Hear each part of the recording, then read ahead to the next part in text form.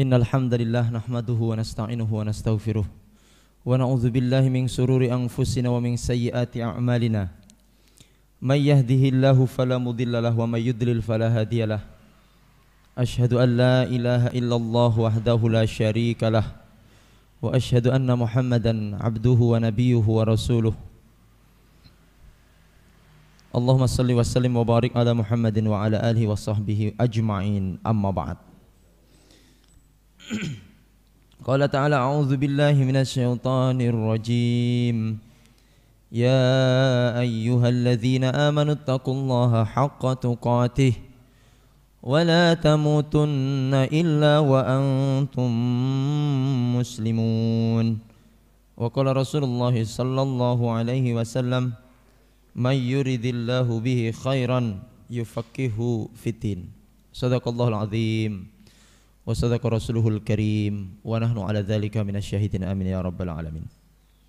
Bapak Ibu jamaah hadirin dan seluruh pemirsa yang dimuliakan Allah, alhamdulillahirabbil alamin. Pada kesempatan pagi hari ini kembali kita dipertemukan Allah di dalam majelis yang penuh dengan keberkahan, di majelis ilmu ini dalam keadaan sehat walafiat, dalam rangka untuk mengerjakan ibadah fardu salat subuh dan fardu thalabul ilmi. Kita berdoa kepada Allah Subhanahu wa taala agar Allah senantiasa memberikan kita hidayah, petunjuk ke dalam hati-hati kita. Allah selalu memberikan kepada kita istiqomah. Allah berikan kepada kita semangat untuk tetap taat. Allah berikan kepada kita kemudahan-kemudahan taufik untuk mengerjakan kebaikan-kebaikan yang diridhai oleh Allah Subhanahu wa taala, yang mengantarkan kita kepada husnul khatimah. Kita doakan juga semoga saudara-saudara kita yang hari ini mungkin saat ini belum diberi petunjuk, belum mendapat petunjuk, semoga Allah bukakan pintu hati mereka. Allah berikan kepada mereka kebaikan-kebaikan dan mereka menjadi orang-orang yang husnul khatimah juga. Kita doakan untuk saudara-saudara kita yang sedang sakit, yang sedang ditimpa musibah, yang ditimpa berbagai macam masalah. Semoga Allah angkat segala penyakit mereka, Allah angkat masalah mereka, dan Allah jadikan mereka orang-orang yang bahagia di dunia dan bahagia di akhirat. Tidak lupa pula juga kita doakan untuk anak-anak kita, untuk pasangan kita, untuk keluarga kita. Semoga menjadi keluarga yang sakinah mawaddah warahmah, anak-anak yang solih dan solihah, dan kita nanti bisa berkumpul bersama-sama di jannahnya, amin ya rabbal alamin. Hadirin yang dimuliakan Allah Subhanahu wa taala dan pemirsa, kemarin di pertemuan terakhir kita berhenti pada hadis 240. Waqafna fil hadis 240. Kita telah berhenti di hadis 240 pada bab Maja'a fi mizahi Nabi sallallahu alaihi wasallam, pada bab bercandanya Nabi Muhammad sallallahu alaihi wasallam. Sifatu mizah, sifati mizah. Bercandanya Nabi Muhammad sallallahu alaihi wasallam. Di hadis yang terakhir di 239 diterangkan bagaimana Rasulullah sallallahu alaihi wasallam bercanda dengan seorang badui yang bernama Zahir. Jadi ada seorang badui yang bernama Zahir yang pada saat itu datang ke pasar untuk menjual sesuatu di pasar, dari desa pergi ke kota untuk menjual sesuatu. Kemudian ada seseorang yang mendekap dari belakang sehingga Zahir tidak mampu untuk menoleh ke kiri dan ke kanan, dan pada akhirnya ketika tahu siapa yang mendekap Zahir, ternyata adalah Rasulullah sallallahu alaihi wasallam. Zahir pun kemudian dengan senang hati didekap oleh Rasulullah sallallahu alaihi wasallam. Di dalam situasi mendekap itu Rasulullah sallallahu alaihi wasallam di tengah-tengah pasar, di tengah-tengah banyak orang, mengatakan, berteriak bahwasanya siapa yang ingin membeli budak ini? Siapa yang ingin membeli budak ini? Ya, dengan suara yang keras Rasulullah sallallahu alaihi wasallam berkata, man yashtari hadzal abda, siapa yang ingin membeli budak ini, budak yang aku rangkul ini. Jadi dalam candaan Nabi itu yang dirangkul itu seakan-akan adalah budak beliau, padahal itu adalah Zahir. Bercanda Rasulullah sallallahu alaihi wasallam. Masih di tengah candaan itu, Zahir yang tahu bahwa Nabi bercanda, dia juga membalasnya dengan canda. Ya Rasulullah, wahai Rasulullah, idzan wallahi tajiduni kasidan. Wallahi demi Allah, kalau engkau menjual aku, maka pasti tidak akan ada yang membeli. Tidak akan ada yang tertarik dengan aku, wahai Rasulullah sallallahu alaihi wasallam. Kenapa? Karena aku ini tidak menarik. Fisikku tidak ganteng. Ya, tidak ganteng, ya bisa dikatakan aku ini jelek, begitu kata Zahir. Kemudian dikatakan Rasulullah SAW bersabda, lakin indallahi lasta bikasidin, meskipun fisikmu tidak ganteng wahai Zahir, tetapi engkau di sisi Allah bukanlah orang yang murah harganya. Artinya apa? Artinya dikatakan dalam hadis yang lain, innallaha la yanzuru ila suwarikum wa amwalikum walakin yanzuru ila qulubikum wa a'malikum. Wahai Zahir, meskipun fisikmu tidak menarik, wajahmu tidak ganteng, tetapi sesungguhnya Allah tidak melihat kepada bentuk fisikmu, tidak melihat kepada bentuk wajahmu, wa amwalikum, dan harta-hartamu, tidak melihat kepada kayamu atau seberapa tinggi jabatanmu, walakin yanzuru ila qulubikum, tetapi Allah melihat, memperhatikan kepada hati-hati kalian. Bagaimana hatimu? Apakah baik atau tidak? Wa a'malikum, dan melihat kepada amal perbuatanmu. Makanya kemudian dikuatkan lagi dalam surat Al-Hujurat ayat 13. A'udzubillahi minasyaitonir rajim. Ya ayyuhan nas, inna khalaqnakum min dzakari wa untha wa ja'alnakum syu'uban wa qabaila lita'arafu inna akramakum indallahi atqakum innallaha alimun khabir. Ukuran baik atau tidaknya di sisi Allah itu adalah inna akramakum indallahi atqakum. Kalau ndak takwa, tidak ada baiknya sama sekali di hadapan Allah. Gantengnya kaya ngopo, sugih kaya ngopo, dia punya jabatan tinggi seperti apa, kalau dia tidak bertakwa kepada Allah, maka tidak ada baik sama sekali di hadapan Allah. Bapak Ibu hadirin yang dimuliakan Allah Subhanahu wa taala, di hadis nomor 239 ini selain kita disuguhkan bagaimana Rasulullah SAW adalah pribadi yang sering bercanda, senang bercanda, senang guyon, dalam artian tidak terlalu kaku, tidak sepaneng. Di situ juga mengajarkan kepada kita bahwa kebaikan di hadapan Allah, di sisi Allah Subhanahu wa taala adalah kebaikan bukan pada fisik, bukan pada materi, tetapi pada hati dan akhlak. Masya Allah. Semoga kita bisa meneladani, bisa mengikuti kemuliaan akhlak Rasulullah Sallallahu Alaihi Wasallam. Hadis nomor 240. Haddatsana Abdu bin Humaid. Qala haddatsana Mus'ab bin Al-Miqdam. Qala haddatsana Al-Mubarak ibnu Fadalah anil Hasan. Maksudnya Hasan ini adalah Hasan Al-Basri, seorang tabi'in Bapak Ibu. Qala atat ajuzun. Nah, hadis ini kalau dalam catatan kaki itu adalah hadis mursal.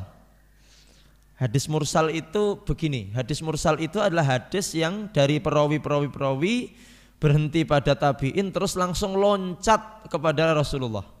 Jadi tabi'in langsung loncat kepada Rasulullah. Berarti ada yang putus di situ. Putus di mana? Di sahabat. Kalau ada hadis putus di sahabat berarti namanya hadis mursal. Hadis mursal niku hadis yang putus di sahabat. Jadi dari tabi'in langsung kepada Rasulullah. Kan tidak masuk akal ya Pak. Seharusnya kan dari tabi'in kemana dulu? Ke sahabat dulu, baru ke Rasulullah.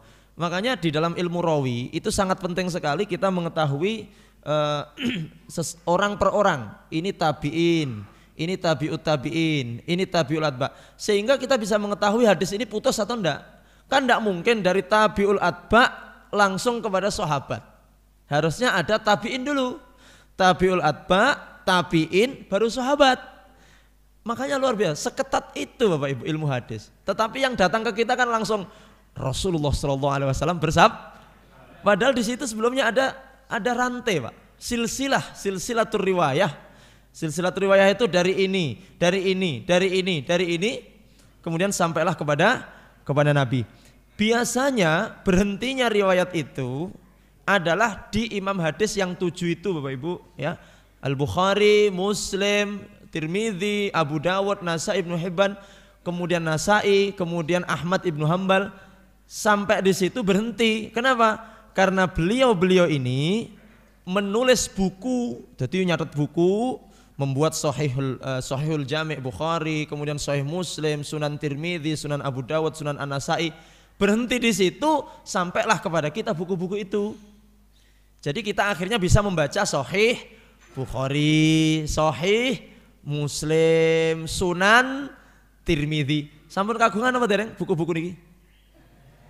Masya Allah. Dereng nggih? Dereng. Terus napa? Yang di rumah apa? Kita primbon ada ya? Mujarobat. Diusahakan setiap rumah-rumah seorang muslim diusahakan memiliki salah satu lah minimal dari 7 buku ini.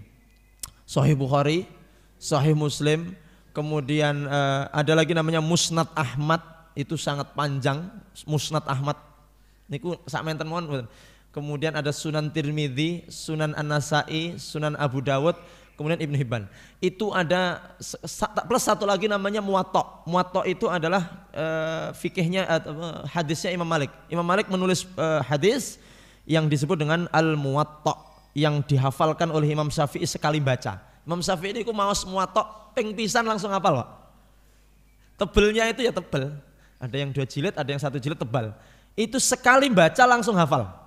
Jadi ketika Imam Syafi'i ingin berguru kepada Imam Malik, iki cekelan kitab iki, tak mlebu sik. Ketika beliau keluar, itu Imam Syafi'i bagaimana? Hafidtul Muwatta. Saya sudah hafal. Berarti Imam Syafi'i ini pinter gitu. Pinter, Masya Allah. Pinter banget. Karena belum terkontaminasi ikatan cinta Ibu-ibu. Berat ini.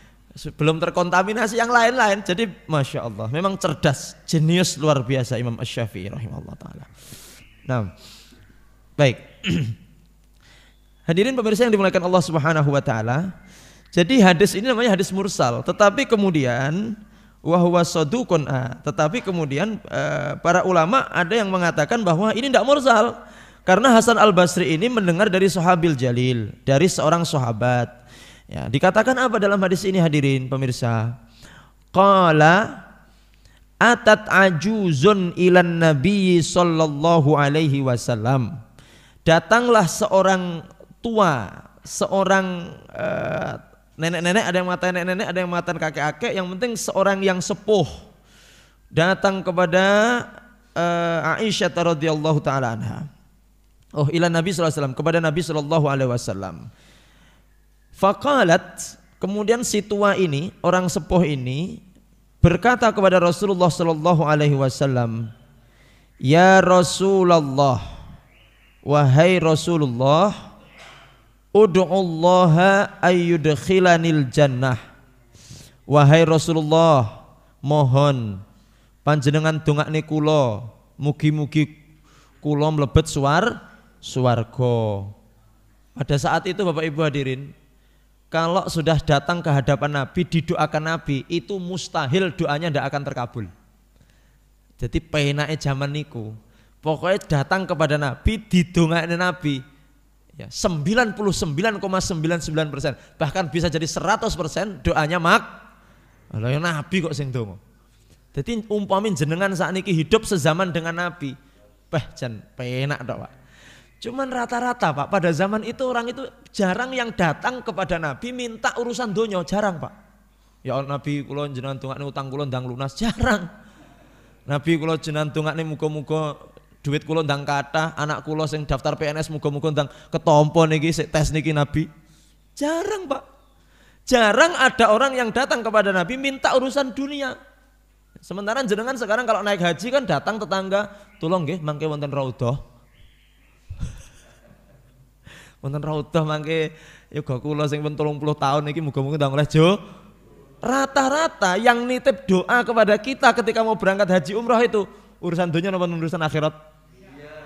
Jarang ada yang jenengan dongakne nggih muga-muga kula saged istiqomah sembahyang 5 waktu sejamaah istiqomah. Jarang. Rata-rata minta doanya adalah urusan apa? Dunia. Termasuk jenengan nggih? Iya, coba nanti insya Allah tahun depan ini ada haji Pak, ada haji ada umroh. Nanti kalau ada yang tetangga yang apa, kalau jenengan mau nitip doa, kemudian mau mau minta didoakan, tolong minta didoakan dalam urusan-urusan akhirat. Jangan dongakne muga-muga mlebu swarga, istiqomah dalam ibadah ngoten. Jangan melulu minta urusan dunia. Donya niku rasa jok multazam, rasa jok ra utuh mandak ndonga urusan donya mawon. Kita ini kalau pengen anak kita jadi sukses dan sebagainya, ora usah teko ra utuh nitip donga niku. Dongane dhewe wong dongane tiyang sepuh niku luwih mandi kok. Kadang-kadang para orang tua ini dia lupa kalau doanya itu lebih mustajab daripada orang yang naik haji itu sendiri Pak. Doa orang tua kepada anaknya, jangankan donga Pak. Bapak ibu, awake dhewe iki naudzubillah, nyedakne anak mohon makbul loh. Dalam keadaan murka marah, kita keceplosan mengatakan cilaka le awakmu. Iki engko cilaka tenan Pak. Artinya apa? Nyedakne anak mawon mustajab apalagi ndongakne sing sae. Masya Allah. Kadang-kadang kita lupa bahwa doa kita ini mandi untuk anak-anak kita. Jangan pesimis Pak. Kula niki ragu Pak Ustaz. Wong kula niki maksiate kathah. Pun toh, jenengan masih dereng suwoleh tenanan. Tapi kalau kita mau mendoakan anak kita, Allah tidak akan menolak. Kenapa? Karena salah satu doa yang tidak ditolak oleh Allah, dakwatul walid liwaladihi. Doa yang tidak ditolak oleh Allah itu salah satunya adalah doanya orang tua untuk anaknya, terutama doa ibu untuk anaknya. Jadi ibu ini, Ustadz kenapa sih anak saya kok sampai hari ini belum artinya belum berhasil dan sebagainya, belum dapat jodoh? Karena mungkin ibunya belum tenanan lek ndonga. Satu. Yang kedua, bisa jadi yang menghalangi doa itu adalah makanan-makanan yang diberikan oleh orang tua kepada anak ini adalah makanan yang subhat. Saya tidak mengatakan haram, tapi insya Allah lah kalau kita tidak memberi makanan haram, tapi bisa jadi subhat Pak. Jadi subhat niku apa? Subhat niku perkara sing remeng-remeng Bapak Ibu. Hati-hati, makanya hati-hati betul. Kita sekarang ini mudah nyari uang Pak, tidak sulit, mudah nyari uang. Makanya harus bisa memfilter uang yang masuk ke dalam saku kita, ke dalam kantong kita, yang nanti akan kita sedekahkan, kita infakkan kepada anak dan istri kita. Masya Allah, ini betul-betul kalau ada yang tidak berkah, ini akan bisa menghalangi doa-doa kita. Nah, itu, oleh karena itu orang tua ini harus betul-betul tenanan dalam mendoakan putra putri ini pun. Doakan anak-anak kita, insya Allah apa yang kita mintakan kepada Allah akan dikabulkan. Pada zaman itu yang datang kepada Nabi rata-rata minta urusan akhirat bukan urusan dunia. Buktinya apa? Jarang kita mendengar ada sahabat nyuwun didongakne muga-muga sugih. Jarang Pak, jarang. Ya, enggak tahu kalau jenengan hidup pada masa itu mungkin minta supaya sugih gitu ya. Kemudian apa kata Rasulullah Sallallahu Alaihi Wasallam? Tadi dikatakan oleh orang tua itu, ya Rasulullah, doakan kepada Allah, mintakan kepada Allah agar ayyudkhilanil jannata, agar Allah memasukkan aku ke dalam surga. Faqala, maka Rasulullah menjawab, ya umma fulan, oh berarti putri ibu-ibu ini, nenek-nenek ini, ya umma fulanin, wahai ibunya fulan, wahai ibu tua, innal jannata la tadkhuluha ajuzun, sesungguhnya surga itu tidak dimasuki oleh orang tua seperti panjenengan. Jadi Rasulullah mengatakan dengan santainya, yang sepuh atas jenengan iku mboten mlebet surga, langsung ngedrop langsung. Langsung ngedrop. Umpamanya Mbah Tohat datang kula, oh jenengan wong yang sepuh niku mboten mlebet surga. Yang dawuh siapa? Rasulullah. Lah lek sing dawuh Rasulullah kan berarti kenyataan toh, Pak? Ya kalau yang ngomong cuman ustaz ngoten-ngoten alah. Kula mboten percados lek wonten teng jenengan Pak Ustaz. Wong kula niki nggih pun berusaha saya. Tapi ini yang mengatakan Rasulullah. Rasulullah berkata, la yadkhuluha aw la tadkhul innal jannata la tadkhuluha ajuzun. Sesungguhnya surga itu tidak dimasuki oleh orang tua seperti Anda wahai ibu. Ngedrop langsung, shock. Langsung ngebrok lek cara sakniki. Qala fa wallat tabki, ngebrok. Langsung nangis gerok-gerok. Nangis Pak, ya Allah. Jan iki diprank oleh Rasulullah SAW. Jadi Rasulullah sok-sok yang ngeprank barang. Tapi kita perlu ingat nggih, ngepranknya Nabi, mohon maaf pakai bahasa ngeprank. Bercandanya Nabi itu hakun, benar, tidak ngapusi. Loh ini kok orang tua tidak masuk surga. Fawallat tabki, nangis ini ibu-ibu, nenek-nenek ini. Nangis Pak sejadi-jadinya. Kemudian Rasulullah SAW sambil tersenyum-senyum itu mengatakan kepada salah seorang sahabat atau dikatakan, sampaikan kepada ibu itu, akhbiruha annaha la tadkhuluha wa hiya ajuzun. Sampaikan kepada ibu yang nangis itu bahwa surga itu tidak akan dimasuki oleh ibu itu dalam kondisi dia tua. Artinya apa? Kalaupun dia nanti masuk surga, dia nanti akan masuk surga dalam kondisi tidak tua. Berarti napa? Berarti jenengan iki mboten mlebet swarga, Pak. Nggih, para sesepuh bini sepuh. Gak ono sing masuk kabeh. Rata-rata kan taman kawak-kawak sedaya niki jenengan. Jenengan kalau tanya sama saya, "Ustaz, tolong doakan kami surga." Jenengan iki wong tuwek-tuwek ora mlebu langsung ngedrop kabeh. Nah, kemudian dikatakan maksudnya niku, katakan kepada para sesepuh yang ngedrop itu bahwa ketika dia nanti masuk surga, dia bukan dalam keadaan tua. Artinya orang yang masuk surga itu ndak ada yang dalam kondisi tua. Ngapunten nggih, niki sepurane sing sepuh-sepuh niki, jenengan pun lewat niki. Jenengan pun lewat niki, kesempatannya yang muda-muda ini. La haula wala quwata illa billah. Bapak Ibu yang dimuliakan Allah Subhanahu wa taala. Makanya dikatakan dalam hadis yang lain Bapak Ibu bahwa orang yang masuk surga itu dalam 3 keadaan. 3 keadaan. Jadi orang yang masuk surga itu dalam 3 kondisi, Pak. Sementara kalau yang di hadis yang lain itu kan diterangkan juga 3 kondisi yang lain. Dalam keadaan tidak bersendal, keadaan tidak sunat, dalam keadaan satu lagi? Telanjang. Itu hadis yang satunya lagi. Tetapi di hadis yang ini hadirin, itu diterangkan bahwa bahwasanya dalam Musnad Imam Ahmad, ini berarti yang meriwayatkan adalah Imam Ahmad bin Hambal. Anna Nabiya sallallahu alaihi wasallam qala yadkhulu ahlul jannati al jannata. Masyaallah ini. Jadi masuk ahli surga ke dalam surga itu jurdan murdan mukahhalina bani salasina au salasin wa salasin. Jadi manusia itu masuk ke dalam surga dalam 3 kondisi hadirin. 1, jurdan. Ahli surga itu masuk surga dalam keadaan jurdan. Jurdan itu artinya tidak memiliki rambut pada tubuhnya. Artinya tubuhnya ini bersih dari bulu-bulu, Pak. Resik. Jadi sepurane niki sing ulune kathah niki. Jenengan mboten mlebet swarga benjing. Jadi nyun sewu, orang yang masuk surga itu kondisinya 1, resik kayak bayi, Pak. Jurdan iki kayak bayi. Halus ngoten. Nggih. Oh iya. Cuman pertanyaannya kalau rambut kepala bagaimana? Mungkin berambut. Ini maksudnya rambut tubuh, Pak. Ya, ulu. Nopo? Yes, nggih, ulu niki ndak ada, Pak.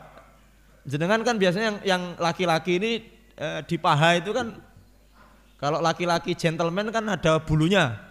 Lek renek bulune kuwi dipertanyakan kelelakiannya. Betul. Jadi dia bersih betul kayak bayi, Pak. Resik betul. Resik.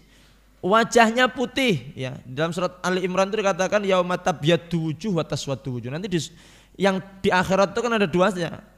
Yang putih wajahnya dan menghitam wajahnya. Siapa itu ahli surga? Putih wajahnya. Putih resik, tidak ada bulunya sama sekali. Bersih, tidak ada bulunya, Pak. Nggih, tidak ada bulu. Itu namanya jurdan. Bersih seperti bayi, halus.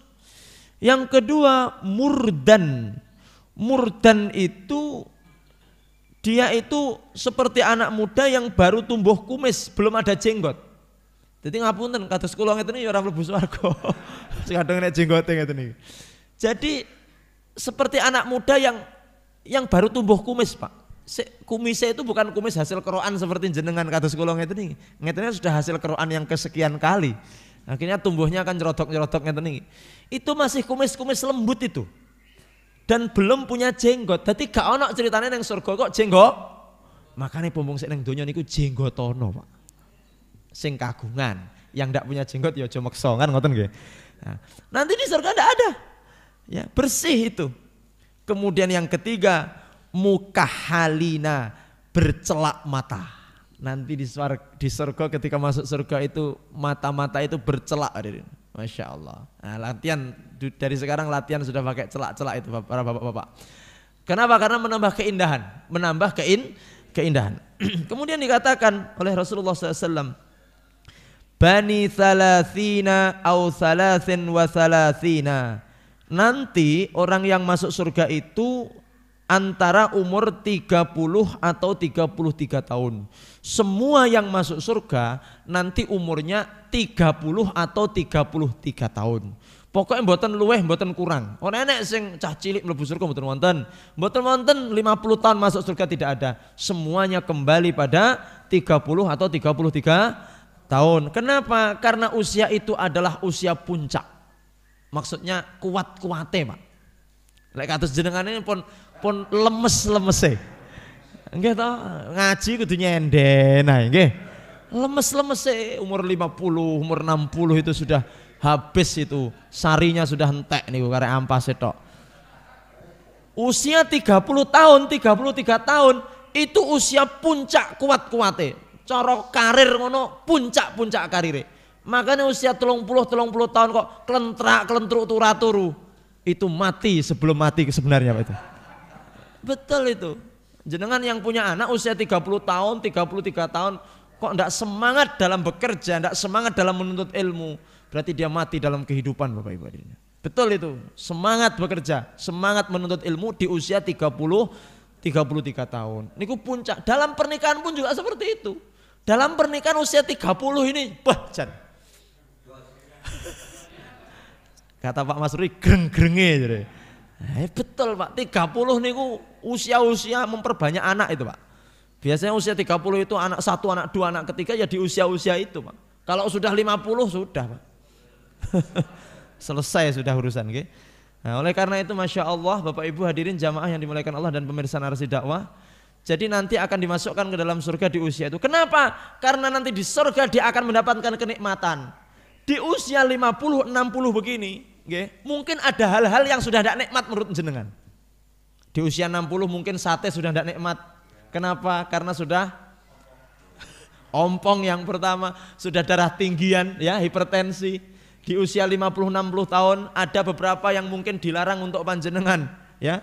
Nanti di usia 50-60 itu sudah banyak pantangan Bapak Ibu. Nah, di usia 30 tahun, 33 tahun semua masuk. Coro prasmanan diajali kabeh, Pak. Ya ta, lek wis usia swidak kan prasmanan wis digoleki Pak, milih-milih endi sing renek kolesterole, yang ndak legi, yang ndak kadar gula dan sebagainya. Milih-milih Pak. Tapi kalau usia 30 semua dicoba dari Sabang sampai Merauke dicoba semuanya. Masya Allah. Baik.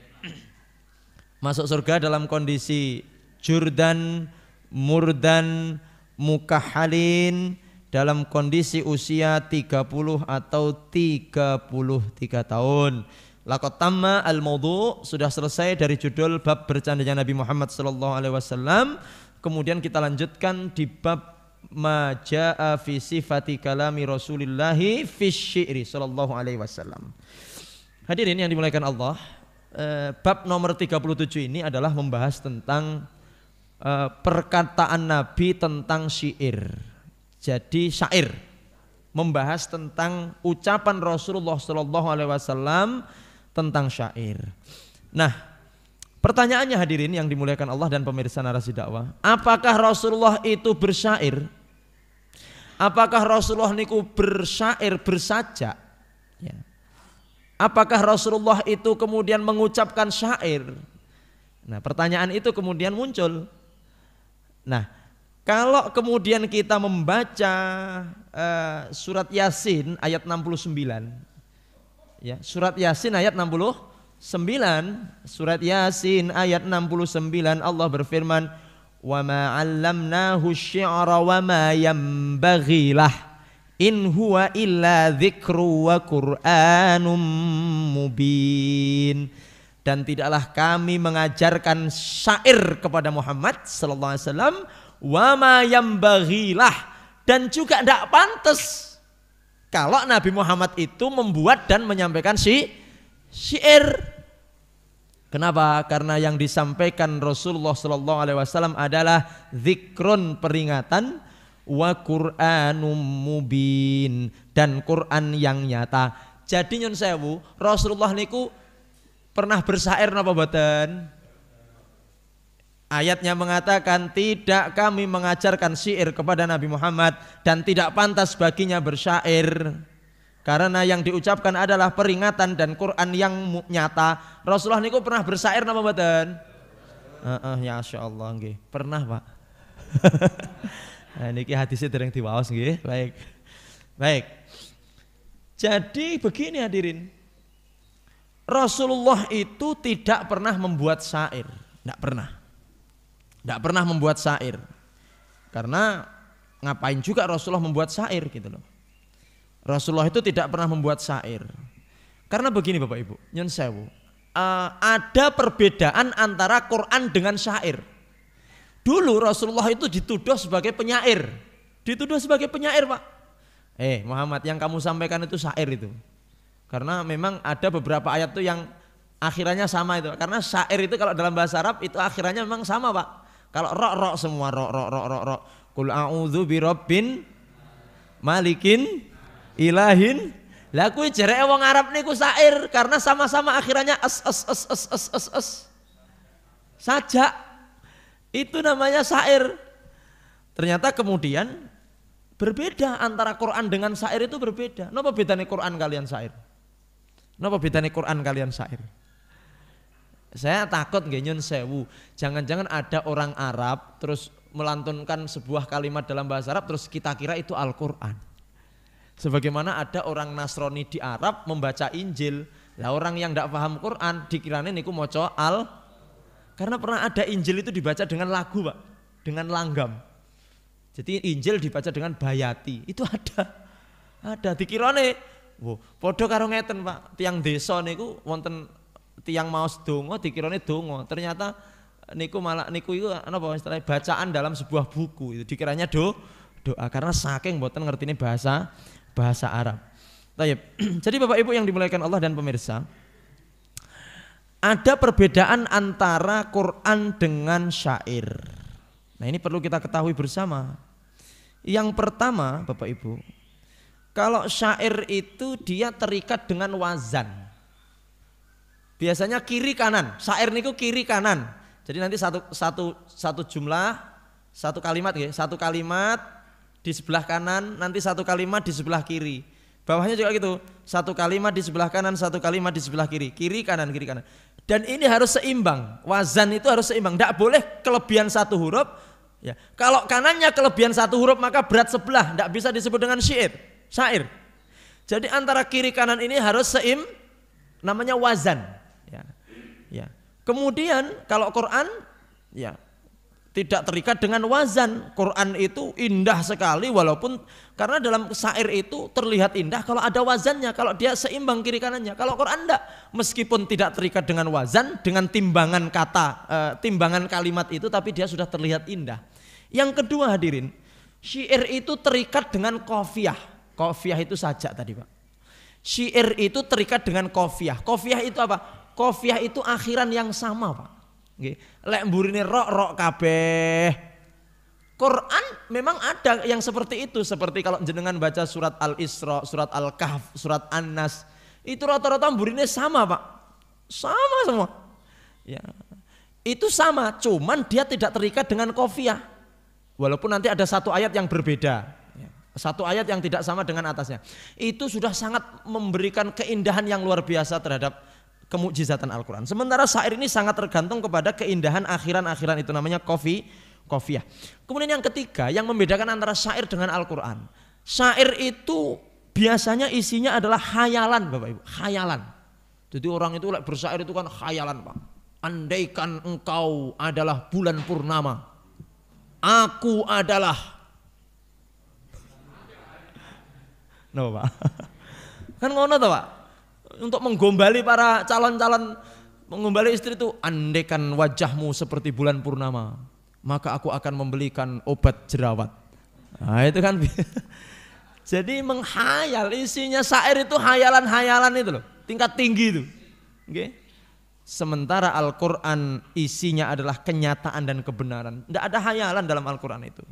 Sama-sama indahnya.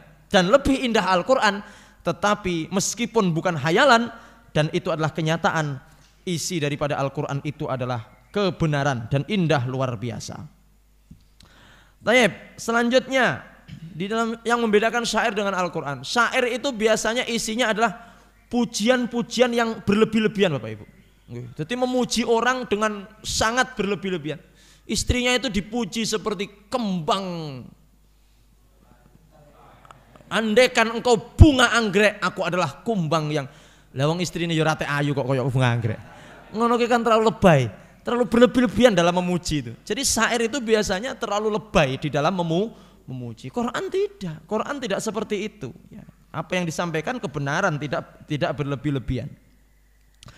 Kemudian yang selanjutnya yang membedakan syair ini biasanya dibuat oleh pengarangnya untuk komersil, untuk mendapatkan uang, untuk dijual dan sebagainya. Tapi Quran tidak seperti itu.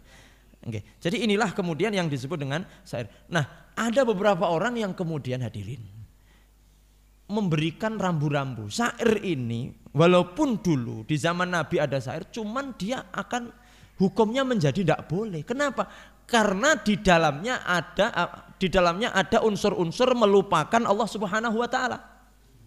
Jadi ngeten nyun sewu, orang yang sudah kadung gandrung sampai sing jenenge syair, itu kan dia lupa dari mengingat Allah, Bapak Ibu. Makanya kemudian dalam hadis itu dikatakan, di dalam hadis Rasulullah sallallahu alaihi wasallam disampaikan, kullu syai'in, segala sesuatu laisa fihi dzikrullah, yang di dalamnya tidak ada zikir mengingat Allah. Pokoknya segala sesuatu aktivitas kok di dalamnya tidak ada mengingat Allah, fahuwa lahwun, itu adalah kesia-siaan, wala'bun, napa? Main-main. Apa saja aktivitas, kata Rasulullah SAW. Pokoknya aktivitas apa saja yang di dalamnya tidak ada zikrullah, tidak ada mengingat Allah, itu adalah lahwun wa la'bun. Senda gurau, main-main dan kesia-siaan. Kemudian illa arba. Nah, sebelum kita sampaikan illa arba ini Bapak Ibu hadirin. Jadi sebenarnya aktivitas awake dhewe iki kudune napa mawon selain yang ibadah mahdoh nggih. Itu harus ada aktivitas mengingat. Sakniki napa aktivitas jenengan napa? Baik, goes, nyepeda. Jenengan pernah nyepeda nggih? Nyepeda itu kalau tidak ada mengingat Allah di situ, kalau ketika jenengan bersepeda itu tidak mengingat Allah, tidak kelingan sama Allah, berarti nyepeda jenengan itu lahwun, napa? Sia-sia. La'bun hanya main, oleh mek sehat tok tapi tidak dapat pahala. Nggih. Nyepeda. Nomale. Iki sing nom-nom, bal-balan, futsal. Ngoten niku lek mboten wonten aktivitas mengingat Allah di dalam main bola itu hanya jadi mek oleh keringet tok, oleh sehat tok, ndak dapat ridhonya. Jadi nalika bal-balan iki nendang bola bismillah. Nggih. Dadi engko lek kesodok bale alhamdulillah. Nah, terus engko lek ngegolne langsung sujud syukur. Masya Allah, pemain bola muslim kita yang ada di Eropa itu Pak, Masya Allah. Sekarang yang sedang naik daun namanya Muhammad Salah. Itu masuk ke dalam 100 orang yang influencer, 100 orang yang paling berpengaruh di dunia. Mek gara-gara nyodoki bal Pak. Bayangkan, mek buatan ceramah, buatan ustadz, buat mubalek, tukang nyodok bal. Itu memberikan pengaruh luar biasa kepada umat sak donya niku.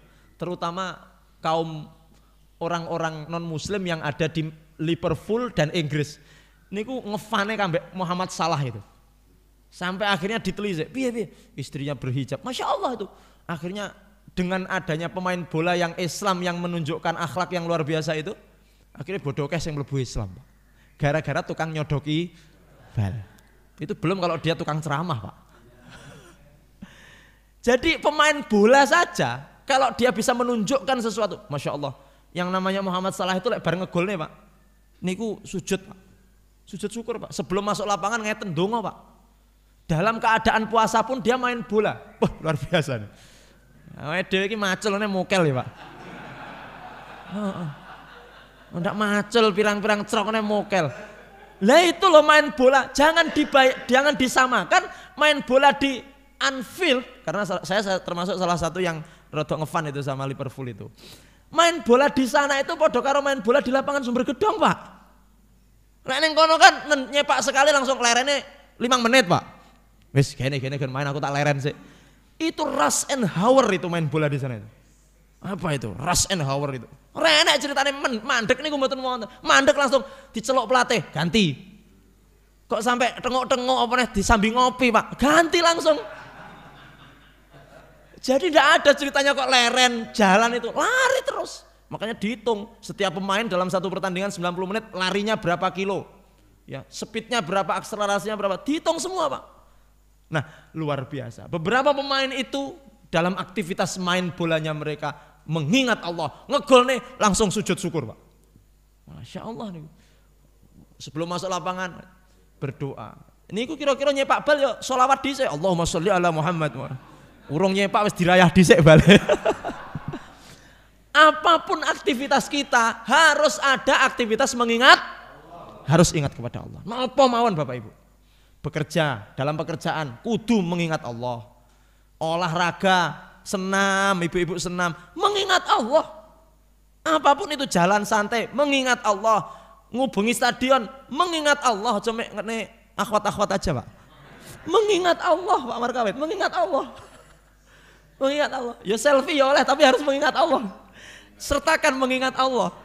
Ingat loh ya, aktivitas apapun, kecuali kalau sholat kan mesti ingat Allah. Aktivitas keduniawian apapun, aktivitas dunia apa, masak Bu, masak niku ya kudu mengingat. Karo masak iki karo sholawat, karo masak iki karo subhanallah la haula wala quwata illa billah. Innalillah. Bu, saya sampaikan kepada jangan masak dalam kondisi emosi. Jelas ndak eling karo Allah niku. Satu jelas ndak enak niku Pak. Ibu-ibu kalau emosi jangan masak. Sudah beli aja di warung nggih Bu nggih. Pokoknya masak itu harus dalam keadaan tenang, tentram, zikir kepada loh, bisa jadi ibu-ibu nanti masuk surga gara-gara masak. Ya Allah, kula niki napa sing nglebokne kula mlebu surga? Napa ngaji benesuk nika? Ora. Masalahnya lek mau ngaji benesuk ya turu ra tau ngrungokne. Lah terus napa? Iki gara-gara sampean ikhlas masakne suamimu dan anak-anakmu. Wah, ngoten nggih. Iya. Makanya luar biasa. Seorang istri itu ndak hebat kalau tidak rajin masak. Masya Allah Bu. Masak zikrullah subhanallah walhamdulillah wala ilaha illallah wallahu akbar. La haula wala quwata illa billah. Niku pas masak mengingat Allah. Numpak motor subhanallah walhamdulillah wala ilaha illallah wallahu akbar. Nyopir mobil subhanallah walhamdulillah wala ilaha illallah akbar. Ngrasani wong oh ndak boleh ngrasani orang. Jadi aktivitas duniawi harus mengingat Allah. Apapun itu. Yang penting baik. Kalau aktivitas duniawi gak mengingat Allah, Bapak Ibu yang dimuliakan Allah, maka itulah sia-sia. Sia-sia betul. Tidak ada gunanya. Olahraganin jenengan yo renek gunane. Keringetan jenengan yo renek gunane. Nyambut gawenin jenengan ki lak ra mengingat Allah di dalamnya yo renek gunane. Pak, nempur beras bareng yo subhanallah la ilaha illallah Allah ngangkat yo Allahu akbar.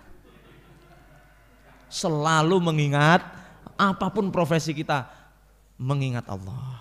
Masya Allah. Nggih. Pun, jadi itu yang pertama, aktivitas duniawi harus ada mengingat. Makanya buka dengan basmalah, bismillah. Ditutup dengan kecuali 4 Pak. 4 ini kalau jenengan tidak mengingat Allah, ora apa-apa. Tapi ya lebih apik mengingat. Niki 4 perkara ini, kalau jenengan melakukan ini kok tidak kelingan kepada Allah, maksud saya itu tidak dengan zikir, niku wonten keringanan. Lek liyane tadi harus mengingat Allah, lek ra ngono sia. Tapi lek sekawan niki mboten, Pak. Masya Allah. Sekawan niki mboten. Illa arba. Apa itu yang pertama? Mula'abatur rajuli imra'atahu. Dalam 4 aktivitas ini disebutkan kalau jenengan dalam 4 aktivitas ini Bapak Ibu ndak zikir kepada Allah niku wonten keringanan. Ora apa-apa. 1 kata Rasulullah sallallahu alaihi wasallam, apa itu? Mula'abatur rajuli imra'atahu. Ketika para suami sedang bercumbu dengan istrinya. Wah. Apa bahasa bercumbu yang paling sopan apa ya? Main-main. Sedang mesra-mesraan dengan kula jan pas bermesraan kali belas mboten kelingan Allah. Karena sing ketok namung istri kula tok niki ya Pak Ustadz. Wah. Dalam aktivitas ini kok kemudian nyun sewu tidak ada zikir kepada Allah, itu makfu, Pak. Ada keringanan untuk ben apa? Ben fokus kepada pasangan. Makanya kemarin sudah saya sampaikan, ketika dengan istri jangan megang HP. Ketika dengan pasangan jangan fokus ke yang lain. Ketika jenengan dengan istri Pak, yo fokus pandangan kepada istri. Nggih ngoten napa mboten? Bu, jenengan nggih ngoten Bu. Ketika dengan suami fokus pandangan kepada sampai sama Allah dikasih keringanan. Wis to, gen fokus. Sampean gen fokus sampai istrimu, sampean gen fokus sampai suami. Ora apa-apa, ora kelingan aku, ora apa-apa. Kata Allah ngoten, Pak. Bayangkan coba. Saking pengennya Allah ini, istri suami ini fokus timbul ulfah, kecintaan, keintiman di antara mereka berdua. Gak apa-apa. Sawetara sampean gak eling aku ndak apa. Tapi lek eling aku ya luwih apik ngoten lho Pak maksudnya. Artinya ketika istri dengan suami sedang mesra-mesra, sedang romantis-romantis, di situ ada keringanan. Kalaupun jenengan pada saat itu tidak berzikir kepada Allah, itu bukanlah lahwun, bukan lakbun, bukan kesia-siaan Bapak Ibu hadirin. Masya Allah itu. 1. Apa tadi? Bermesra-mesraannya suami dengan istri. Jadi pompong Pak. Allah berikan kita kesempatan untuk itu. Harus sering bermesra-mesraan dengan istri. Nggih, apalagi yang anak-anaknya sudah bodoh minggat nyanti-nyanti niku nggih. Ya usia 60 tahun, Ustadz kok yo anak-anak ndak di rumah kok yo pas kula pun 20 tahun tuh Pak Ustadz. Kok yo rakat biyen usia 40 tahun sik kuat-kuate ngono kae bocah. Lah ya memang masanya begitu kok. Dulu ketika anak-anak rame di rumah, yo alah kapan bocah-bocah ki bodoh sekolah adoh ngono. Nyapa gen renek sing ngrusuhi ya. Masa bocah-bocah sekolah adoh jenengan berdua dengan istri manten anyarane. Istri ndak tahu didemok, Pak. Nyapa alah Bu wis loyo ora kuat. Ya. Jadi Masya Allah Bapak Ibu, pompong jenengan punya kesempatan untuk berdua-duaan di rumah. Ya Allah, manfaatkan untuk mesra, untuk romantis dengan istri. Masya Allah. Dibekam. Nggih. Harus memanfaatkan itu. Wis toh, pokoknya nyun sewu Bapak-bapak Ibu-ibu. Menciptakan suasana romantisme di rumah. Ya, mungkin setiap hari kasurnya ibu-ibu dikasih kembang-kembang, dikasih gambar angsa berciuman itu. Suami pulang macul dari sawah itu ada wah. Masya Allah. Kamarnya dihiasi dengan kembang-kembang, disemprot minyak wangi. Ya Allah, romantis banget. Kayak mendina ngono kuwi. Setiap hari, ya Allah Pak, saya ingin Pak setiap hari kita manten anyaran Pak. Iya sakjane yo pengen tapi iki wis 5 tahun iki. Wis lekrek kabeh gitu. Ciptakan suasana romantis di rumah. Itu pahalanya luar biasa Bapak Ibu. Gede banget pahalanya. Nggih. Masya Allah. Makanya dikatakan Rasulullah, khairukum li ahlihi wa ana khairukum li ahli. Seorang suami yang terbaik itu adalah seorang suami yang paling romantis kepada istrinya. Bukan yang paling romantis kepada orang lain. Maaf, ada seorang suami dinilai oleh orang mantep, bagus, lembut. Selama istrinya belum menilai lembut, romantis, itu belum baik. Karena yang tahu bahwa suami itu romantis, lembut, penyayang itu siapa? Istri. Di depan orang banyak kelihatannya Masya Allah berwibawa, lembut, sabar. Tapi kan sebenarnya belangnya itu kelihatan ketika di mana Bapak Ibu? Di rumah. Halah ngapusi kuwi nang omah tukang bengok-bengok. Iya. Nggih. Makanya kalau ditanya siapa orang yang paling terbaik kepada keluarganya, Rasulullah SAW. Sampai saking baiknya Bapak Ibu, Rasul itu kalau mohon maaf itu diumeng-umeng oleh istrinya, mendel.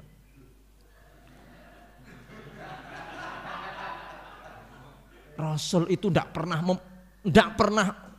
istri dibentak. Umar bin Khattab kemarin diceritakan satu Ghufran itu. Umar bin Khattab itu seganas-ganasnya sahabat, setan mon kabur. Niku lek karo istri, nggih ngeten. Dicurhati oleh seorang sahabat, kula niki badhe nyapa kula bar diumeng-umeng istri kula, batin, aku ya bar disentaki bojoku. Makane lek urusan ngoten niku nyun sewu. Niku pomo curhat yang ngene ustaz ya rada kleru, nyapa ustaze ya bar disentaki bojone. Makanya rata-rata kiai-kiai ustaz niku lek ceramah ra tau ngejak bojone, Pak. Nyapa paling dicebeki ya. Hele. Ngono. Jenengan ngeten iki Masya Allah. Masya Allah ustadznya lho. Tapi lah istrinya yang nonton. Orang ngerti. Makanya rata-rata ora dijak, Pak. Ikut yo. Kalau saya ajak, Pak. Cuman begini sekolah jadi enggak saya ajak. Rata-rata begitu. Jangan enggak usah ikut. Iki medan terjal iki. Padahal wedi lek kena kartune niki cekel kartune. Sing bahaya ki lek Bu ngapusi lebih bahaya. Nah, hadirin yang dimuliakan Allah Subhanahu wa taala. Jadi aktivitas yang pertama ini pomo tidak ada zikrullah niki tidak masuk lahwun, tidak masuk kesia-siaan, tidak masuk main-main. Ini berpahala tetap.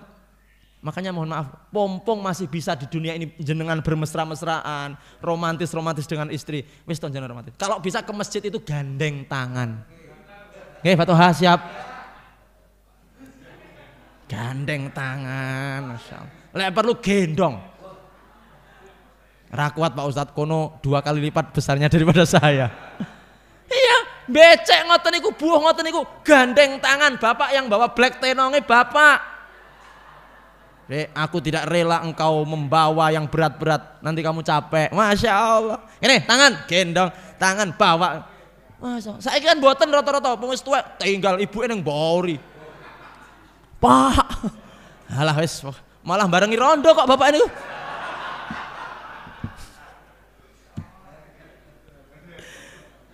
Pompong masih bisa romantiso. Sebelum istri atau suami jenengan kena stroke, naudzubillah min dzalik. Lek wis stroke wis gak iso romantisan. Ndak bisa. Pompong suaminya sehat, istrinya sehat, yang romantis. Ke masjid itu berdua, jangan pergi duluan, tunggu suaminya, tunggu istrinya. Ayo Bu, Masya Allah, pergi berdua, pulang berdua, tahajud berdua. Lek perlu makan sepiring. Gimana Pak Yono? Rumien. Sepiring berdua, Masya Allah. Ternyata Bapak Ibu, makan sepiring berdua itu menumbuhkan keintiman dan kecintaan yang luar biasa. Betul Pak. Kalau sudah terbiasa, suami itu tidak akan bisa makan sendiri Pak. Mesti ngenteni istrinya, ayo toh dek, berdua, sok-sok dulang. Ya Allah, tidak apa-apa. Lek izin karena anak putu yang jero kamar. Gitu loh Pak, tidak saya izin kenapa? Makan sepiring berdua, Masya Allah. Dan usahakan tidur bersama. Iku yang paling penting, puncaknya itu tidur sudah pensiun, sudah turunnya dewe-dewe. Sitok neng kursi, sitok neng kamar. Hati-hati loh, hati-hati. Suami istri kalau wis turunnya dewe-dewe niki alamat nih. Saestu. Tidurnya berdua. Walaupun Pak kula niki saestu Pak. Saya ini sudah sudah tidak subur lagi, sudah berhenti head. Artinya saya sudah banyak kekurangan, tapi tetap tidur berdua. Nggih, Bu, ngoten Ibu nggih. Pokoke bapak lek ngedong-ngedong jangan geret Bu nggih. Jangan geret. Pokoknya dalam Pak. Wah, sunnah itu.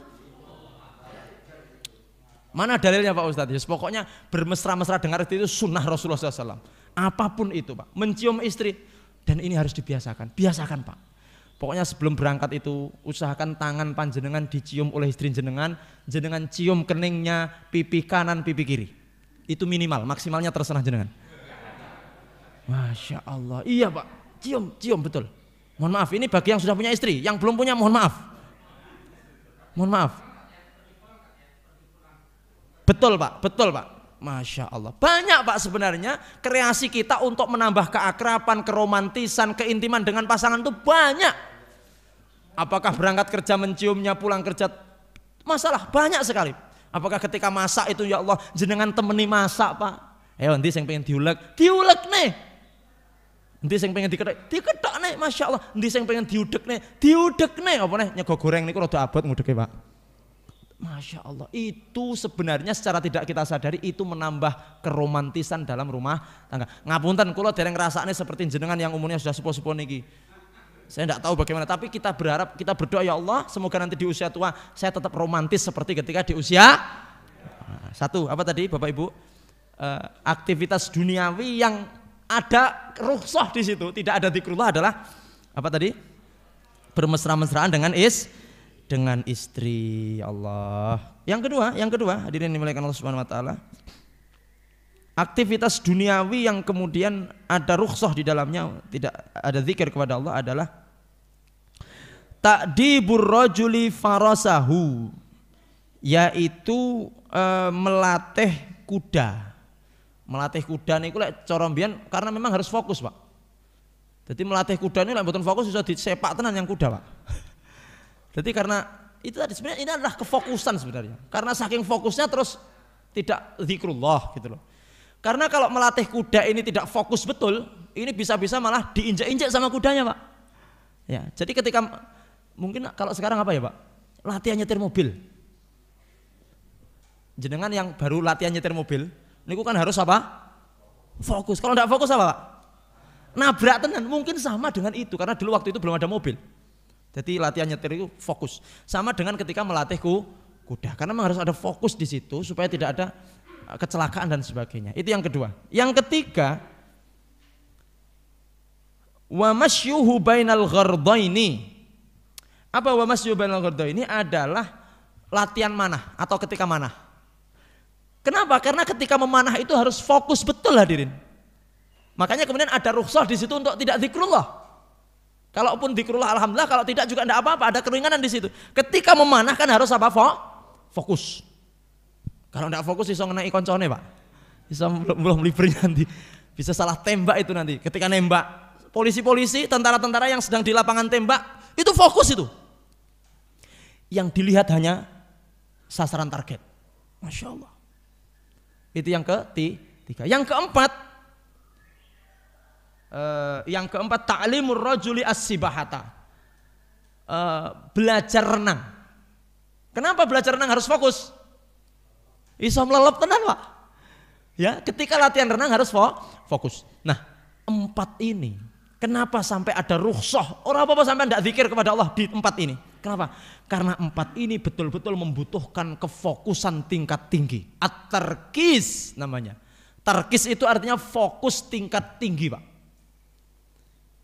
Lek sing telu niku kan wajar nggih. Manah, latihan kuda, renang. Lah yang pertanyaannya, mosok Pak Ustadz mandak karo istri ya dadak fokus tingkat. Iya. Sekali lagi, jangan pernah main HP, nyekeli HP, ndeloki HP ketika Anda sedang berduaan dengan istri. Pak, niki bapak napa ibu biasanya sing ngoten niku? Kata ibu, bapak kata. Nggih, pun istighfar, tobat Bapak Ibu. Silahkan pegang HP dimanapun, tapi jangan depan istri. Masya Allah. Ketika Anda sedang ngobrol, bercakap-cakap berdua, fokus seperti halnya Anda memanah. Jadi kalau ngobrol dengan istri itu koyok manah, dikeker. Nyapa Pak? Gen fokus Bu. Paling tidak lihat matanya. Lihat matanya, seperti Anda sedang memanah, seperti Anda sedang latihan nyetir mobil. Ojo tengok-tengok. Lek nengok-nengok, iso nabrak uang. Fokus, lihat istrimu sebagaimana engkau sedang nyetir mobil. Nah ini, lihat istrimu sebagaimana engkau sedang latihan berenang. Fokus, fokus dan fokus. Ini Pak, sekarang ini banyak perceraian gara-gara ngoten niku mboten fokus karo pasangan. Nggih, naudzubillah, jangan sampai jamaah Sama'il terus enek sing pegatan. Naudzubillah min dzalik, naudzubillah min dzalik. Harus kembali, harus dijaga keluarganya, harus dijaga dengan baik. Baik. Jadi Bapak Ibu hadirin yang dimuliakan Allah, sebelum kita tutup di hadis ini. Jadi nanti sebenarnya kalau syair ini Bapak Ibu hadirin, syair ini sebenarnya adalah tentang masalah apakah Rasulullah itu pernah mengucapkan syair. Yang jelas Rasul tidak pernah membuat syair. Karena apa yang diucapkan oleh Rasulullah SAW adalah wahyu. Kalau tidak Quran ya hadis, dan itu bukan syair. Bahasa Al-Quran lebih bagus daripada syair. Bahasa Rasulullah dalam hadis lebih bagus daripada syair. Makanya Rasulullah tidak membuat syair. Tetapi Bapak Ibu hadirin, tetapi Rasulullah SAW di satu ketika pernah mengucapkan syair. Ya, pernah mengucapkan syair. Kita baca di hadis nomor 241. Hadatsana Ali bin Hujrin qala hadatsana Syarikun anil Miqdam ibnu Syuraihin an abihi an Aisyah qalat, dari Sayyidah Aisyah qalat, beliau berkata, kila dikatakan laha kepadanya, hal kana Nabi sallallahu alaihi wasallam yatamatsalu bi syai'in min syi'ri, ditanya kepada Aisyah, Siti Aisyah, apakah Rasul pernah membacakan syair? Kata seorang sahabat yang bertanya. Apa kata Sayyidah Aisyah? Qalat kana yatamatsal bi syi'ri Ibnu Rawahah. Ya, Rasul pernah membacakan syairnya Ibnu Rawahah. Wa yatamatsal bi qouli wa ya'tika bil akhbar ma lam tuzawidu. Satu ketika Rasulullah pernah membacakan syairnya, tapi bukan syair beliau, tapi syairnya Ibnu Rawahah. Bagaimana bunyi syairnya? Bunyi syairnya adalah di syarahnya itu dikatakan satubdilakal ayyam ma kunta jahilan wa ya'tika bil akhbari ma lam tuzawid. Ini dilakukan. Satubdilakal ayyam ma kunta jahila wa ya'tika bil akhbari man lam tuzawidi. Jadi ini biasanya syair ini dilakukan Bapak Ibu, dilakukan. Rasulullah mengatakan syairnya Ibnu Rawahah. Padahal ini adalah sebenarnya adalah bukan syairnya Ibnu Rawahah, tapi syairnya Torfah. Torfah ini, syairnya Torfah. Nggih, Torfah bin Al-Abdi, Torfatu binul Abdi.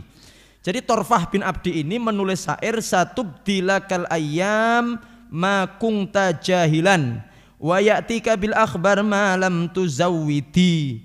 Artinya kalau kelak waktu yang akan memperlihatkan kepadamu sebagai orang yang bodoh. Kita diingatkan dalam syair ini, besok sampean bakal sadar kalau Anda adalah orang bodoh. Kita nanti akan tersadar bahwa kita adalah orang yang bodoh.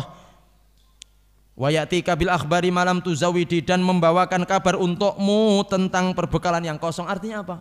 Orang-orang yang akan kaget di masa tuanya, kaget sok Pak, loh bakane kok aku ora iso maca Quran, loh bakane kok pemahaman keagamanku masih kecil, masih tipis.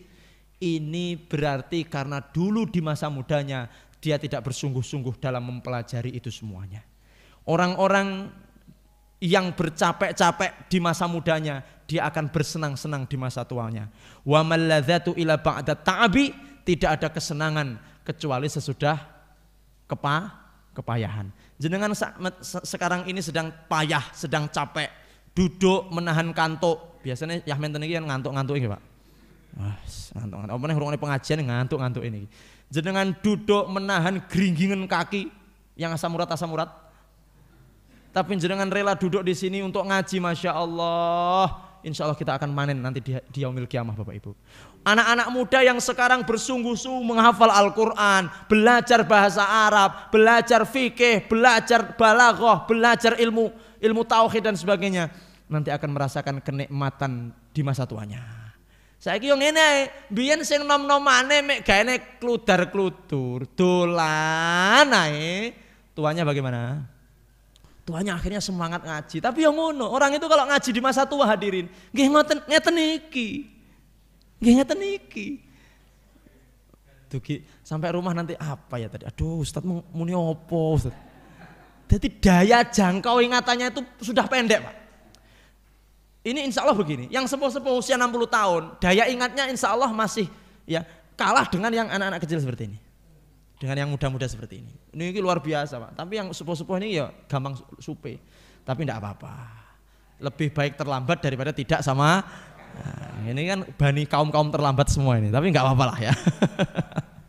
Masya Allah, enggak apa-apa. Yang penting semangatnya untuk tolabul ilmi. Bapak Ibu hadirin yang dimuliakan Allah, Rasulullah membacakan syair, satubdilakal ayyamu ma kunta jahilan wa ya'tika bil akhbar malam tuzawwidi. Kelak akan datang kepadamu di hari di mana engkau merasa bodoh dan akan datang kepadamu kabar dari dari perbekalan yang kosong. Ini artinya adalah ketika tidak mampu memanfaatkan masa muda. Hadis terakhir sebelum kita akhiri ada di nomor 242. Nanti insya Allah di pertemuan yang datang kita lanjut. Hadis nomor 242, haddatsana Muhammad bin Basyarin qala haddatsana Abdurrahman bin Mahdi qala haddatsana Sufyan ats-Tsauri an Abdul Malik bin Umair qala haddatsana Abu Salamah an Abi Hurairah qala Rasulullah sallallahu alaihi wasallam inna asdaqa kalimat qala hasyair kalimat Lubaid. Rasulullah mengatakan, Bapak Ibu, sesungguhnya syair yang paling benar, syair yang paling baik, syair yang paling pas adalah syairnya Labid ini adalah Labid bin Rabi'ah. Labid ini adalah penyair yang ujung-ujungnya masuk Islam. Luar biasa. Syair-syairnya itu hebat. Dulu ketika di Al-Azhar, Bapak Ibu, kami kan jurusan syariah wal qanun. Tetapi di dalam mata kuliah penunjang itu ada mata kuliah adab. Itu yang dihafalkan adalah syairnya Labid. Sebanyak sekitar 100 halaman itu syair semuanya miliknya Labid. Itu harus dihafalkan sekian itu. Syairnya Labid, karena memang syairnya Labid bin Rabi'ah ini adalah syair yang sangat luar biasa pada zaman itu, termasuk syair yang pernah disampaikan oleh Rasulullah SAW. Meskipun Labid ini ketika masuk Islam dia berhenti dari syair, Pak. Jadi tobat. Jadi ketika sebelum masuk Islam syairnya banyak, ketika masuk Islam ya kayak orang-orang sekarang itu, artis nyanyi, masuk hijrah, tobat gak nyanyi nih, aku gak nyanyi nih gitu. Karena ya sama dengan Labid ini nyair terus, Pak. Tapi ketika beliau masuk Islam tobat gaknya. Karena dia mendapatkan Quran lebih indah daripada syairnya. Dia mendapatkan hadis Rasulullah lebih indah daripada syairnya. Apa yang disampaikan oleh Rasulullah mengutip syairnya Labid? Ini. Ala kullu syai'in ma khalallahu batil. Ketahuilah bahwa segala sesuatu selain Allah akan musnah. Labid mengatakan, ketahuilah wahai manusia, segala sesuatu selain Allah itu akan musnah. Maksudnya kullu naimid dunya, semua nikmat dunia pasti akan sirna. Yang muda pasti akan tua, yang sehat pasti akan sakit, yang kaya pasti akan miskin, dan yang jelas yang hidup pasti akan mati. Ini kata Rasulullah, iki syair sing paling tepat, yang paling baik yang pernah aku baca, yaitu syairnya Labid bin Ar-Rabi'ah. Bapak Ibu yang dimuliakan Allah, hadis-hadis yang selanjutnya itu masih menerangkan tentang syair dan syair. Yang intinya adalah syair yang dibacakan Nabi ini adalah syair-syair yang baik, bukan syair-syair yang berlebih-lebihan, tetapi adalah syair-syair yang sesuai dengan apa yang dituntunkan oleh Allah dan Rasulnya. Wallahu a'lam bishawab. Semoga Allah senantiasa memberikan kita kesehatan jasmani dan rohani. Baik, kita baca dulu, mohon maaf ada pertanyaan Bapak Ibu dari seseorang di kolom komentar. Ada kata-kata dunia dan akhirat tidak boleh seimbang. Izin bertanya Ustadz, ada kata-kata dunia dan akhirat tidak boleh seimbang, harus akhirat yang diutamakan. Tapi kalau hablum minallah harus imbang dengan hablum minan nas. Tolong pencerahannya, jazakumullah wa jazakumullah wa iyyak. Begini hadirin, jadi sebenarnya kalau kita menyeimbangkan antara dunia dan akhirat ya tidak seimbang.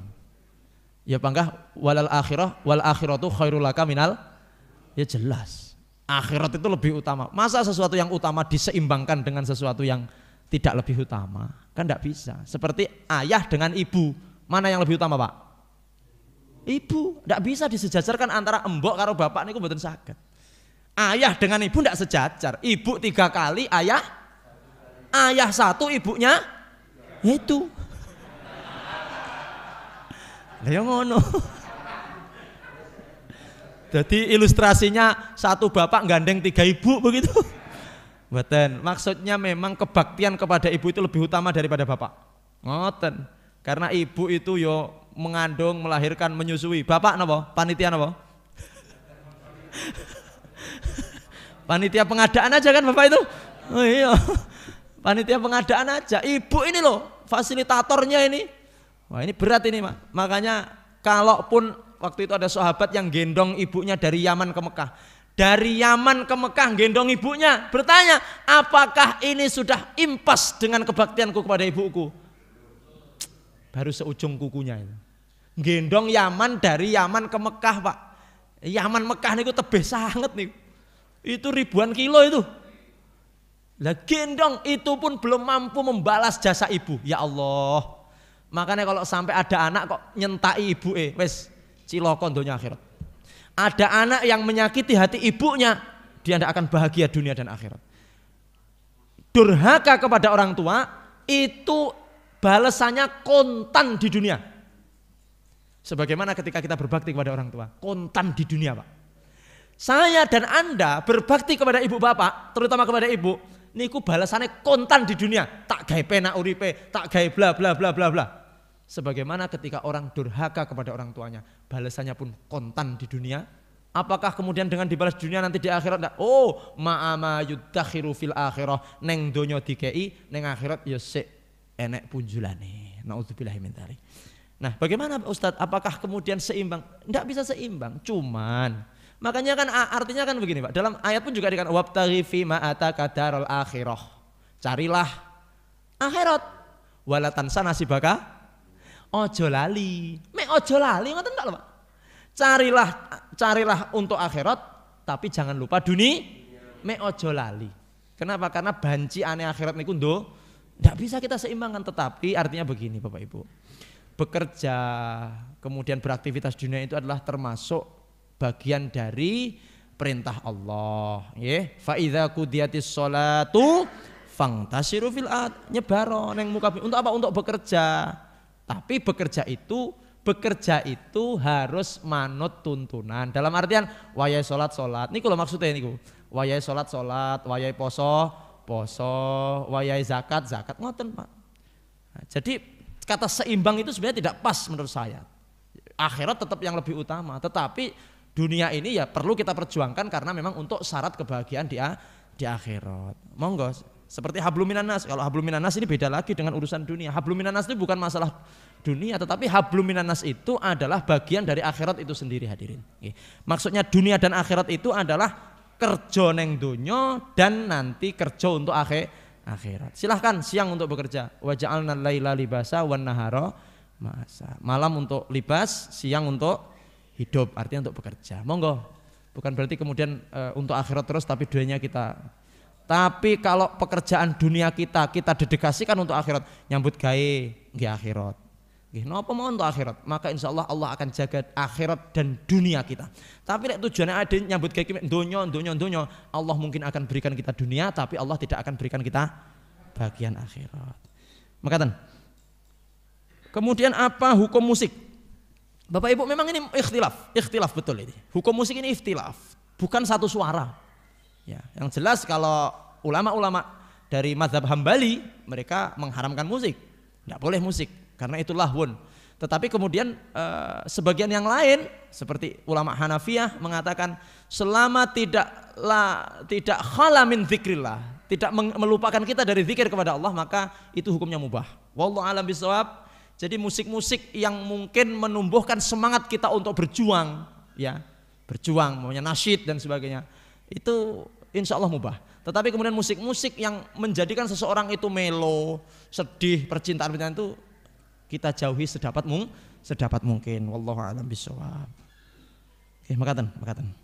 Baik, saya kira cukup Bapak Ibu, sudah jam 6 kurang 10 menit. Semoga kajian kita betul-betul memberikan manfaat kepada kita semuanya dan kita semuanya selalu diberikan istiqomah oleh Allah Subhanahu wa taala, istiqomah zahiran wa batinan, dan sekali lagi semoga kita menjadi orang-orang yang husnul khotimah.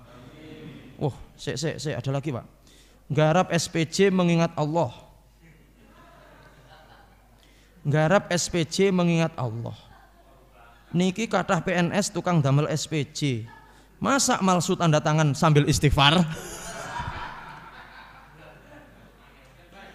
Ndang pensiuno.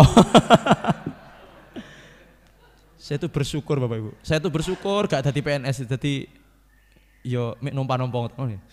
Ya begini Bapak Ibu. Ini kan memang sudah terstruktur nopo nggih istilahnya.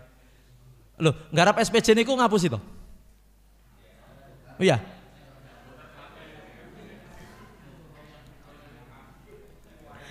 Oh iki abot. Iki jawabnya abot iki Mas Dodi. Baik, memang mohon maaf nggih, mohon maaf. Memang dari atasnya ini sudah, dari atasnya ini kan ada aturan-aturan ini tidak boleh untuk ini, tidak boleh untuk ini. Bos ini tidak boleh untuk ini, tidak boleh untuk ini. Tapi kan akhirnya memang untuk ini gitu kan. Ya karena memang sangat dibutuhkan untuk itu. Lah ya piye neh to, Pak? Ya alhamdulillah kami terbebas dari itu. Jenengan yang masih dalam lingkup seperti itu, yang masih suka termasuk stempel ya. Nah, stempel nggih. Berbanyak istighfar kepada Allah Subhanahu wa taala. Nggih, pokoke lek cair bose jenengan dapat bagian infakno kabeh. Ya pokoknya ada yang diinfakkan. Dan kalau bisa jenengan memberi masukan kepada pimpinan jenengan. Pak, niki pripun lek mboten sah malsukne stempel, mboten sah di reko-reko. Paling tidak jenengan melaksanakan itu dengan hati yang menolak. Tapi lek jenengan menerima itu dengan lapang dada, ya wis lah. Ya wis lah. Itu berarti jenengan setuju dengan kebatilan. Makanya jenengan jadi pemimpin, jadi pimpinan, jadi presiden. Kalau jadi presiden nanti bos itu tanpa SPJ. Wah, malah korupsi ya, Pak. Yes, bagaimana? Mungkin perlu sistem yang lebih baik Bapak Ibu dari sistem kita ini. Wallahu alam saat ini mungkin biasanya seperti itu. Maka jenengan membuat itu dengan hati yang menolak. Dalam artian pas membuat menggarap anggaran sing ndak sama itu hati menolak. Kalau memang jenengan kemudian wis ndak kuat, Ustadz saya betul-betul ndak kuat kalau harus memalsukan terus seperti ini. Pensiun dini saja. Lek wis ra kuat lho, lek sik kuat ya terus-terus no. Lek sik kuat terus no karo istighfar sing akeh, istighfar yang banyak, terus kok mencari pokoke ra ketang 2,5% infak no. Tapi kalau betul-betul sudah ndak kuat, yes, mundur alon-alon, nggih. Mundur alon. Ya itu, masa jenengan mau ndak buat SPJ, malah sak kantor dihukum kabeh niki mangke. Ya, kita mencari akhafudz dzararain. Kalau dalam itu mencari dua bahaya yang lebih minimal. Walaupun sebenarnya sama-sama bahayanya. Ndak nggawe SPJ bahaya, mledok SPJ yo. Nah, mana yang lebih ringan? Ndak enak saja nih. Kabeh dosa.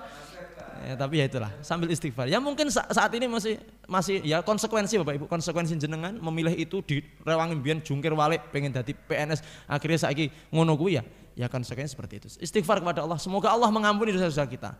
Semoga masih diberi waktu untuk pensiun nanti, untuk menebus semua kesalahan itu. Ya, mugi-mugi panjang umur semua nggih. Amin ya rabbal alamin nggih. Baik, saya kira itu Bapak Ibu yang dimuliakan Allah Subhanahu wa taala, semoga manfaat. Kita akhiri dengan kifaratul majlis. Subhanakallah bihamdik. Asyhadu an la ilaha illa anta astaghfiruka wa atubu ilaik. Sallallahu ala Muhammad wa ala alihi wasallam wa akhiru da'wana alhamdulillahi rabbil alamin wal afu minkum wassalamu alaikum warahmatullahi wabarakatuh.